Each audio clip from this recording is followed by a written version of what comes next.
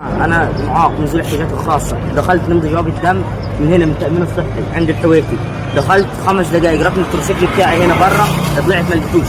يا جماعه انا ناشد كل القلوب الرحيمه، سياده المحافظ، سياده مدير امن سوهاج، وسياده وزاره الداخليه، الرئيس عبد الفتاح السيسي، اي حد يشوف الفيديو ده يعمل نشر ليه. انا عايز التروسيكل بتاعي.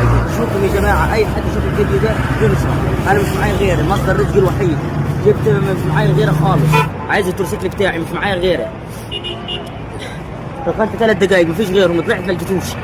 بس السلام عليكم ورحمة الله وبركاته. الشاب اللي قدامكم في الصورة ده اسمه أحمد وحيد عبد القادر من محافظة سوهاج، وبالتحديد مركز مدينة ساقولتا قرية العوامية. أما عن إقامته، المكان اللي هو قاعد فيه حاليا في سوهاج المحافظة. شاب مكافح جدع بتاع أكل عيش، عنده حوالي 24 سنة، من ذوي الاحتياجات الخاصة. أحمد ظروفه على قده خالص، ربنا يعينه، ومع ذلك بيكافح علشان ياكلها بالحلال ومن عرق جبينه. معاه تروسيكل بياكل منه عيش، وده اللي حيلته، ده الدخل بتاعه أو اللي كان الدخل بتاعه، لأنه يوم الأربع اللي فات راح التأمين الصحي بسوهاج علشان يخلص ورق.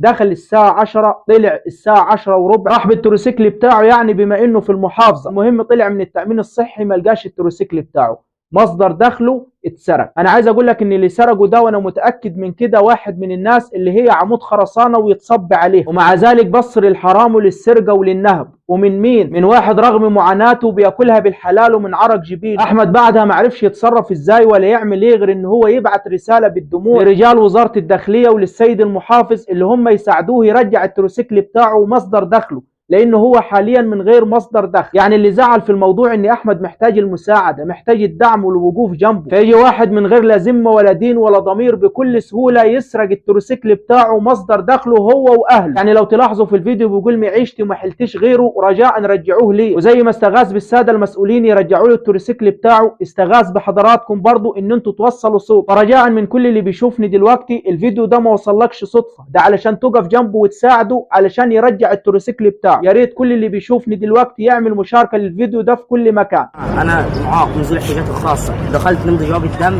من هنا من التامين الصحي عند الحويتي، دخلت 5 دقائق ركن التروسيكل بتاعي هنا برا، طلعت ما لقيتوش.